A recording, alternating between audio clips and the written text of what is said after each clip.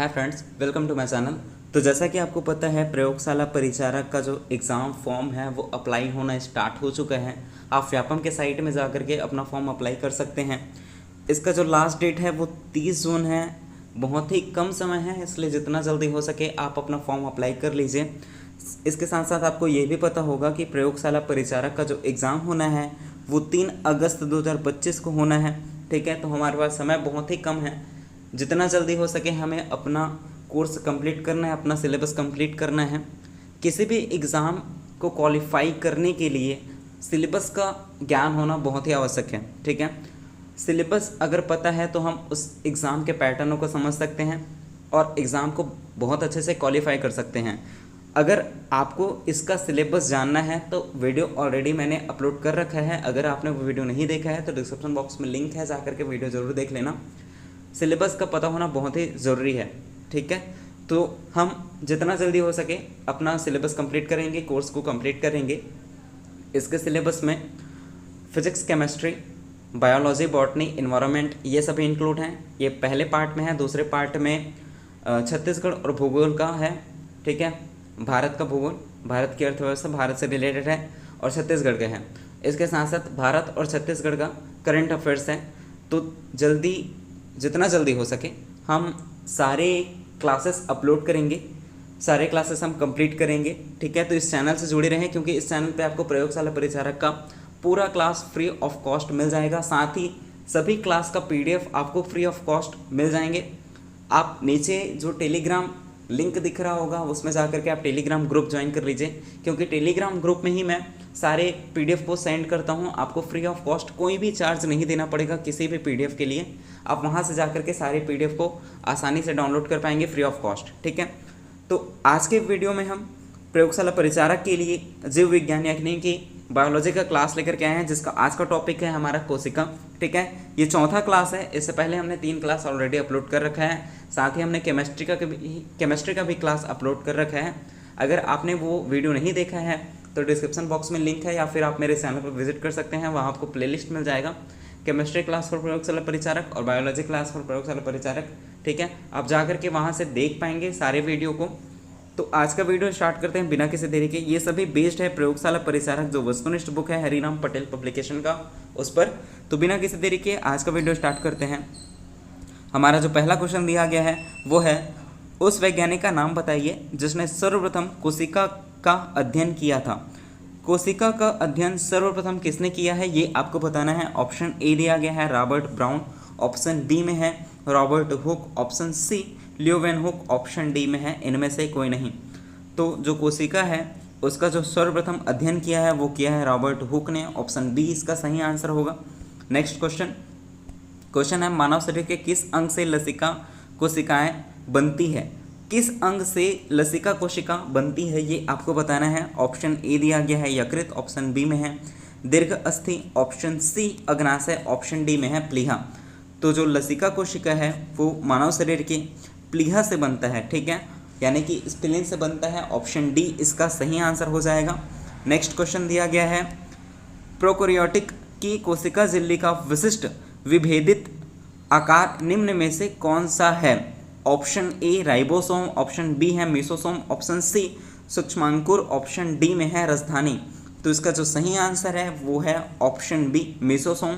Next question दिया गया है, प्रोटीन संश्लेषण में निम्न में से किन की भूमिका सबसे अधिक महत्वपूर्ण है। प्रोटीन संश्लेषण में किन की भूमिका सबसे अधिक महत्वपूर्ण है।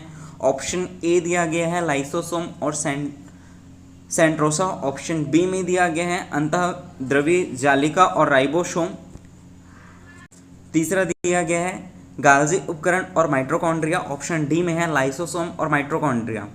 तो इसका जो सही आंसर है वो है ऑप्शन बी अंतःद्रव्यी जालिका और राइबोसोम। ठीक है, नेक्स्ट क्वेश्चन देखते हैं। क्वेश्चन दिया गया है, जंतु विज्ञान अध्ययन करता है केवल जीवित जानवरों का या फिर केवल जीवित वनस्पति का। ऑप्शन सी में दिया गया है जीवित व मृत जानवर दोनों का, ऑप्शन डी में है जीवित व मृत वनस्पति दोनों का। तो जो जंतु कोशिका है मतलब जंतु विज्ञान है वो अध्ययन करता है जीवित व मृत दोनों का। ठीक है, नेक्स्ट क्वेश्चन, मशरूम क्या है? ऑप्शन ए है कवक, ऑप्शन बी शैवाल, ऑप्शन सी है पशु, ऑप्शन डी है बैक्टीरिया। तो जो मशरूम है वो कहलाता है कवक, ऑप्शन ए इसका सही आंसर है। नेक्स्ट क्वेश्चन देखते हैं। क्वेश्चन दिया गया है, सूची 1 को सूची 2 से सम्मिलित कीजिए और सूचियों के नीचे दिए गए कूट का उपयोग कर सही उत्तर का चयन कीजिए। हमारे पास यहाँ सूची दिया गया है, सूची 1 और सूची 2। तो इसमें आपको बताना है कि पक्षी का अध्ययन क्या कहलाता है। तो पक्षियों का अध्ययन जो है वो ऑर्निथोलॉजी कहलाता है। वंशागति क्या कहलाता है? जेनेटिक्स कहलाता है। पर्यावरण क्या कहलाता है? इकोलॉजी कहलाता है। और जीवाश्म जो है वो पेलियोबायोलॉजी कहलाता है। इसलिए इसका सही आंसर हो जाएगा ऑप्शन बी। ठीक है, नेक्स्ट क्वेश्चन। क्वेश्चन दिया गया है, क्लोरोप्लास्ट में थाइलैकाइड्स किस रूप में व्यवस्थित रहते हैं? ऑप्शन ए दिया गया है अंतः संबंध डिस्क, ऑप्शन बी में दिया गया है अंतः संबंध उपकरण, ऑप्शन सी है समूह के समान डिस्क, ऑप्शन डी में है इनमें से कोई नहीं। तो क्लोरोप्लास्ट में जो थाइलैकाइड्स हैं वो किस रूप में व्यवस्थित रहते हैं? तो वो रहते हैं समूह के समान डिस्क के रूप में। ऑप्शन सी इसका सही आंसर है। नेक्स्ट क्वेश्चन देखते हैं। क्वेश्चन दिया गया है, नाभिक के अलावा कोशिका के किस कोशिकांग में डीएनए होता है? ठीक है, इंपॉर्टेंट क्वेश्चन है। कोशिका के अलावा कोशिका के किस कोशिकांग में डीएनए होता है? तो ये होता है माइटोकॉन्ड्रिया में। ऑप्शन डी इसका सही आंसर हो जाएगा। हम डायरेक्ट आंसर को लेते चलेंगे क्योंकि समय कम है, तो हम डायरेक्ट आंसर लेते हैं। जहाँ पे ऑप्शन में आपको कुछ बताना होगा मैं आपको बता दूंगा। अगर आपको किसी भी क्वेश्चन में डाउट आता है तो आप मुझे कमेंट कर सकते हैं। कमेंट बॉक्स आपके लिए ही है, मैं सारे कमेंट का रिप्लाई ज़रूर देता हूँ, तो कमेंट कीजिएगा अगर किसी भी क्वेश्चन में डाउट हो रहा है। नेक्स्ट क्वेश्चन दिया गया है, निम्न में से किसमें लिंग गुणसूत्र नहीं होते? बंदर, चीता, तितली या फिर छिपकली? तो इसमें जो छिपकली है इसी में लिंग गुणसूत्र नहीं होते। ऑप्शन डी इसका सही आंसर हो जाएगा। नेक्स्ट क्वेश्चन देखते हैं। क्वेश्चन दिया गया है, साधारण मानव में गुणसूत्र होते हैं। ऑप्शन ए है 36, 46, 56 या फिर 26। तो जो साधारण मानव है उनमें 46 गुणसूत्र होते हैं। अगर जोड़ा में कहें तो 23 जोड़ा होता है गुणसूत्र। ठीक है, नेक्स्ट क्वेश्चन, निम्न में से कौन सा कथन सही है? पहला दिया गया है प्रयास लघुत्तम स्वजीवी कोशिका है। ऑप्शन बी में दिया गया है माइकोप्लाज्मा की कोशिका भित्ति एमिन शर्करा से बनी होती है। सी में दिया गया है विषाणु सम एकल तंतु आरएनए से बने होते हैं। ऑप्शन डी है रेगिट्रिया में कोशिका भित्ति नहीं होती। तो इसमें से हमें सही कथन का चयन करना है, तो इसमें केवल ऑप्शन सी सही है, विषाणु सम एकल तंतु आरएनए से बने होते हैं। Next question. क्वेश्चन दिया गया है, पके फलों का चमकीला रंग किसके कारण होता है? तो पके फलों का जो चमकीला रंग है वो होता है क्रोमोप्लास्ट की वजह से। ऑप्शन डी इसका सही आंसर है। Next question. क्वेश्चन दिया गया है, निम्न में से किसमें प्लास्टिड्स अनुपस्थित होते हैं? तो प्लास्टिड्स किसमें अनुपस्थित होते हैं ये आपको बताना है। ऑप्शन ए है नील हरित शैवाल, ऑप्शन बी है जीवाणु, ऑप्शन सी कवक, ऑप्शन डी है ये सभी। तो इसका जो सही आंसर है वो ऑप्शन डी है। इन सभी में जो प्लास्टिड्स हैं वो अनुपस्थित होते हैं। नेक्स्ट क्वेश्चन, टमाटर का लाल रंग होता है। ऑप्शन ए दिया गया है बीटा कैरोटीन के कारण, ऑप्शन बी दिया गया है एंथ्रोसाइनिन के कारण, ऑप्शन सी लाइकोपिन के कारण, या ऑप्शन डी है इरिथ्रोसाइनिन के कारण। तो इसका जो सही आंसर है, जो टमाटर का लाल रंग जो होता है वो होता है ऑप्शन सी लाइकोपिन के कारण। ठीक है, नेक्स्ट क्वेश्चन, अंतःप्रद्रवी जालिका, गाल्जी उपकरण, लाइसोसोम और राजधानी सभी अंतर्झिल्लिका तंत्र के अंग या भाग हैं, क्यों? क्या रीज़न है कि ये सभी एक ही अंतर्झिल्लिका तंत्र के अंग है या फिर भाग हैं? ऑप्शन ए दिया गया है इनकी संरचनाएं पृथक हैं, ऑप्शन बी में है इनके कार्य पृथक हैं, ऑप्शन सी इनके कार्य संबंधित हैं, या ऑप्शन डी ये सभी। तो इसका सही आंसर होगा इनके कार्य संबंधित है, इसीलिए ये सभी अंतर्झिल्लिका तंत्र के अंग हैं। ठीक है, नेक्स्ट क्वेश्चन है, मानव शरीर की कोशिकाओं में पाए जाने वाले गुणसूत्र जोड़ों की संख्या। अब गुणसूत्र जोड़ों में पूछ रहे हैं तो मैंने ऑलरेडी बता रखा है कि 30 जोड़े गुणसूत्र होते हैं मानव शरीर में, ठीक है। नेक्स्ट क्वेश्चन दिया गया है, थैलीय पादपों के द्वारा कोशिकाएं अन्य उपचर्म कोशिका से किसकी उपस्थिति में भिन्न होती है? तो किसकी उपस्थिति में ये भिन्न होती है?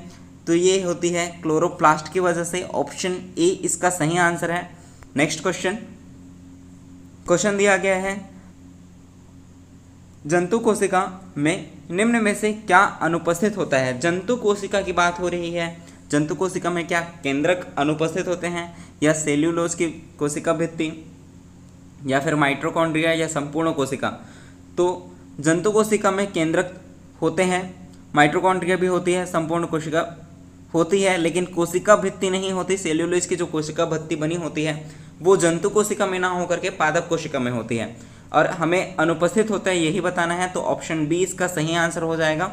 नेक्स्ट क्वेश्चन दिया गया है, जैव कोशिका का कौन सा भाग पावर हाउस कहलाता है? ठीक है, तो पावर हाउस क्या कहलाता है? कोशिका भित्ति को पावर हाउस कहते हैं, ऊर्जा गृह कहने का अर्थ है, या केंद्रक को ऊर्जा गृह कहते हैं, या माइटोकॉन्ड्रिया को, या संपूर्ण कोशिका को? तो कोशिका का पावर हाउस पूछ ले, या कोशिका का ऊर्जा गृह पूछ ले, या फिर जैव कोशिका का कौन सा भाग पावर हाउस पूछ ले, तो इन सभी का आंसर होगा माइटोकॉन्ड्रिया। ऑप्शन सी इसका सही आंसर है। नेक्स्ट क्वेश्चन दिया गया है, प्लाज्मा झिल्ली बनी होती है। प्लाज्मा झिल्ली किसकी बनी होती है? Option A lipid, option B है protein, option C carbohydrate, option D में है ए व बी दोनों से। तो जो प्लाज्मा झिल्ली होती है वो लिपिड एवं प्रोटीन की बनी होती है। ऑप्शन डी इसका सही आंसर हो जाएगा, ए व बी दोनों। नेक्स्ट क्वेश्चन दिया गया है, मीसोसोम के विषय में क्या सही है? ऑप्शन ए कोशिका भित्ति के निर्माण में सहायक, ऑप्शन बी कोशिकीय शोषण में सहायक, ऑप्शन डी में है ऑप्शन सी में दिया गया है डीएनए प्रतिकृतिकरण में सहायक, ऑप्शन डी उपरोक्त सभी। तो इसका जो सही आंसर है वो ऑप्शन डी होगा, उपरोक्त सभी। नेक्स्ट क्वेश्चन दिया गया है, क्लोरोप्लास्ट में क्लोरोफिल उपस्थित होता है। ऑप्शन ए थाइलेकाइड्स में, ऑप्शन बी सेंट्रोमा में, ऑप्शन सी में है बाहरी झिल्ली में, ऑप्शन डी आंतरिक झिल्ली में। तो क्लोरोप्लास्ट में जो क्लोरोफिल उपस्थित होता है वो होता है थाइलेकाइड्स में। ऑप्शन ए इसका सही आंसर है। नेक्स्ट क्वेश्चन दिया गया है, क्वेश्चन है, निम्न में से कौन सी मूल जैविक प्रक्रिया का उदाहरण है? पोषण, श्वसन, उत्सर्जन, या ये सभी? तो इसका सही आंसर हो जाएगा ये सभी, ऑप्शन डी इसका सही आंसर है। नेक्स्ट क्वेश्चन, पादप कोशिका में रंध्र का क्या कार्य है? पादप कोशिका में जो राजधानी होती है, रंध्र होते हैं, उनका क्या कार्य है ये आपको बताना है। ऑप्शन ए दिया गया है गैसीय विनिमय, ऑप्शन बी वाष्पोत्सर्जन, ऑप्शन सी में दिया गया है ए व बी दोनों, ऑप्शन डी में है इनमें से कोई नहीं। तो इसका जो सही आंसर है वो है गैसीय विनिमय में, ठीक है। नेक्स्ट क्वेश्चन, रंध्र के खुलने व बंद होने की प्रक्रिया का नियमन निम्न में से कौन सी संरचना होता है? तो इसका जो सही आंसर है वो है रक्षी कोशिका। नेक्स्ट क्वेश्चन, फास्ट ट्रैक लेकर के चलते हैं क्योंकि 50 क्वेश्चन है, बहुत लंबा वीडियो हो जाएगा। जंतु व पादप कोशिका में निम्न में से कौन सी भिन्नता पाई जाती है? जंतु व पादप कोशिका में निम्न में से कौन सी भिन्नता पाई जाती है? क्या जंतु कोशिका और पादप कोशिका में कोशिका भित्ति की जो भिन्नता होती है वो होती है, या फिर हरित लवक, या फिर ए व बी दोनों, या फिर इनमें से कोई नहीं? तो जंतु कोशिका में कोशिका भित्ति नहीं होकर पादप कोशिका में होती है, साथ ही साथ हरित लवक भी पादप कोशिका में होती है, जंतु कोशिका में नहीं, ठीक है। ये दोनों पादप कोशिका में होते हैं, जंतु कोशिका में नहीं होते हैं, इसलिए इसका जो सही आंसर है वो होगा ऑप्शन सी, ए व बी दोनों। नेक्स्ट क्वेश्चन दिया गया है, प्रोकैरियोटिक कोशिका के आनुवांशिक पदार्थ के विषय में कौन सा कथन सत्य है? ऑप्शन ए दिया गया है इसमें छोटे वृत्ताकार डीएनए पाए जाते हैं, ऑप्शन बी में दिया गया है केंद्रक झिल्ली द्वारा आबंधित नहीं होते, ऑप्शन सी में दिया गया है एकल वृत्ताकार डीएनए अणु से निरित होते हैं, ऑप्शन डी है उपरोक्त सभी। तो इसमें जो सत्य बताना है हमें, इसमें सभी सत्य है, ऑप्शन डी इसका सही आंसर हो जाएगा। नेक्स्ट क्वेश्चन दिया गया है, निम्न में से कौन सा पूर्ण रूप से यूकैरियोटिक है? प्रोटिस्टा, कवक, पादप, या उपरोक्त सभी? तो इसमें से पूर्ण रूप से यूकैरियोटिक ये सभी हैं, ठीक है। प्रोटिस्टा, कवक, पादप ये सभी हैं, इसलिए ऑप्शन डी इसका सही आंसर हो जाएगा, उपरोक्त सभी। नेक्स्ट क्वेश्चन देखते हैं। क्वेश्चन दिया गया है, निम्न में से किसके आधार पर पादप कोशिका और जंतु कोशिका में विभेदन कर सकते हैं, ठीक है। अंतर हम किसके जरिए से कर सकते हैं पादप कोशिका और जंतु कोशिका में? ऑप्शन ए दिया गया है बड़ी राजधानी, लवक, कोशिका भित्ति। कोशिका भित्ति, लवक या गोल्जिका। ऑप्शन सी में दिया गया है कोशिका भित्ति, लवक या माइटोकॉन्ड्रिया। ऑप्शन डी में दिया गया है कोशिका झिल्ली, लवक और कोशिका भित्ति। तो इसमें से जो सही आंसर है वो ऑप्शन ए होगा, क्योंकि जो बड़ी राजधानी होती है वो पादप कोशिका में होती है, ठीक है। लवक पादप कोशिका में होती है, कोशिका भित्ति भी पादप कोशिका में ही होती है। ये सभी केवल पादप कोशिका में होती है, जंतु कोशिका में नहीं होती, ठीक है। बाकी चीज़ें देख लें। अगर बाकी की बात करें ऑप्शन में, तो कोशिका भित्ति, लवक और गोल्जिकाएं दोनों में होती हैं, इसलिए ऑप्शन बी नहीं होगा। तीसरे में दिया गया है कोशिका भित्ति पादप कोशिका में होती है, लवक भी पादप कोशिका में होती है, लेकिन माइटोकॉन्ड्रिया दोनों में होता है, इसलिए ये भी ऑप्शन नहीं है। तीसरे में दिया गया है कोशिका झिल्ली, क्योंकि कोशिका झिल्ली पादप और जंतु दोनों में पाया जाता है, ठीक है, इसलिए ऑप्शन ए इसका सही आंसर है। बड़ी राजधानी, लवक और कोशिका भित्ति ये सभी पादप कोशिका में पाए जाते हैं, जंतु कोशिका में नहीं पाए जाते हैं। नेक्स्ट क्वेश्चन देखते हैं। क्वेश्चन दिया गया है, कोशिका में तत्कालीन ऊर्जा उत्पादन के लिए निम्नलिखित में से एक लिया जाता है। कौन सा ऐसा चीज है जो तत्कालिक ऊर्जा प्रदान करता है? क्या प्रोटीन करता है, विटामिन सी करता है, सुक्रोज करता है या फिर ग्लूकोज करता है? तो तुरंत जो ऊर्जा उत्पादन करता है वो ग्लूकोज करता है। ऑप्शन डी इसका सही आंसर हो जाएगा। नेक्स्ट क्वेश्चन देखते हैं। क्वेश्चन दिया गया है, 1 ग्राम वसा में कितने कैलोरी ऊर्जा होता है? इंपॉर्टेंट क्वेश्चन है, ध्यान रखेंगे। 1 ग्राम वसा में कितने कैलोरी ऊर्जा होती है? तो 9 कैलोरी ऊर्जा होती है। ऑप्शन सी इसका सही आंसर हो जाएगा। नेक्स्ट क्वेश्चन देखते हैं, निम्न में से किन कोशिका को हम बिना सूक्ष्मदर्शी की सहायता से देख सकते हैं? क्या संतरे के फल का एक छोटा रस भरा भाग, इसको हम बिना सूक्ष्मदर्शी के देख सकते हैं? या मछली के अंडे की जो कोशिका होती है उसे हम बिना सूक्ष्मदर्शी के देख सकते हैं? या फिर पक्षियों के अंडे, या फिर उपरोक्त सभी? तो इसमें से इन सभी की कोशिका को हम बिना सूक्ष्मदर्शी के देख सकते हैं, इसलिए ऑप्शन डी इसका सही आंसर हो जाएगा, उपरोक्त सभी। नेक्स्ट क्वेश्चन दिया गया है, यदि बीजाणुधानी कोशिकाओं के समूह से बनती है तब क्या कहलाती है? तो ये क्या कहलाती है? तो ये कहलाती है